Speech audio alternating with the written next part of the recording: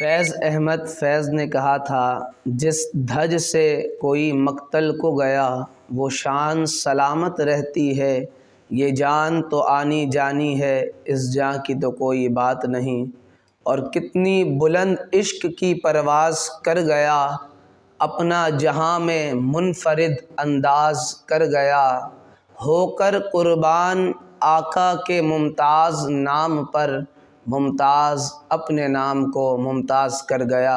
ممتاز اپنے نام کو ممتاز کر گیا۔ 29 فروری تاریخ شہادت شہید ناموس رسالت غازی ممتاز حسین قادری رحمۃ اللہ تعالی علیہ۔ غازی صاحب کو غسل دینے والے سید امتیاز حسین شاہ صاحب نے کہا کہ غازی صاحب کو جب غسل دیا جا رہا تھا تو آپ کے جسم مبارک سے ایسی عمدہ خوشبو پھوٹ رہی تھی، ایسی عمدہ خوشبو اٹھ رہی تھی کہ زندگی میں کبھی میں نے ایسی خوشبو پھر دوبارہ نہیں سونگھی۔ اور غازی ملک ممتاز حسین قادری شہید رحمۃ اللہ تعالی علیہ کے مبارک جسم کے قریب موجود علماء اکرام کا یہ کہنا تھا کہ 2 دن گزر جانے کے باوجود غازی صاحب کا جسم مبارک تر و تازہ تھا، اور جوں جوں جیسے جیسے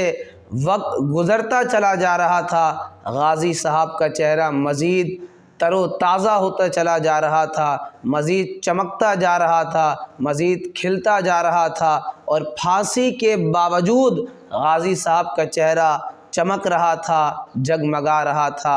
اور یاد رہے غازی صاحب ایک بار نہیں بلکہ 20 بار جیل میں رہ کر جاگتی آنکھوں سے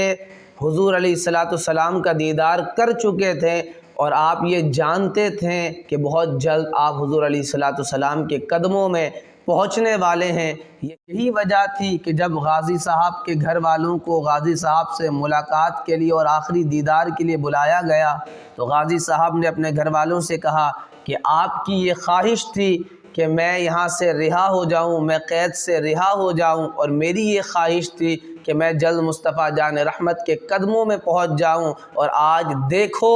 تمہاری دعا کے مقابلے میں اللہ نے میری دعا کو اپنی بارگاہ میں مقبول و منظور کر لیا، اور آج حضور علیہ السلام اپنے صحابہ کے ساتھ مجھے لینے کے لیے تشریف لے آئے ہیں۔ جب پھانسی کا وقت قریب آیا تو غازی صاحب نے جیل کے حکام سے کہا کہ میری یہ خواہش ہے کہ پھانسی کے وقت میرے سر پر عمامہ شریف سجا ہوا رہے، اور میرے چہرے پر سیاہ کپڑا نہ باندھا جائے، اور مجھے یہ اجازت دی جائے کہ میں اپنے ہاتھوں سے اپنے پھانسی کے پھندے کو اپنے گلے میں چوم کر ڈالوں، اور ان کی اس خواہش کو پورا کیا گیا۔ غازی ملک ممتاز حسین قادری شہید رحمۃ اللہ تعالی علیہ نے پھانسی کے پھندے کو اپنے ہاتھوں میں اٹھایا اور چوما، اور حضور علیہ السلام پر درود و سلام پڑھا، اور کلمہ حق لا الہ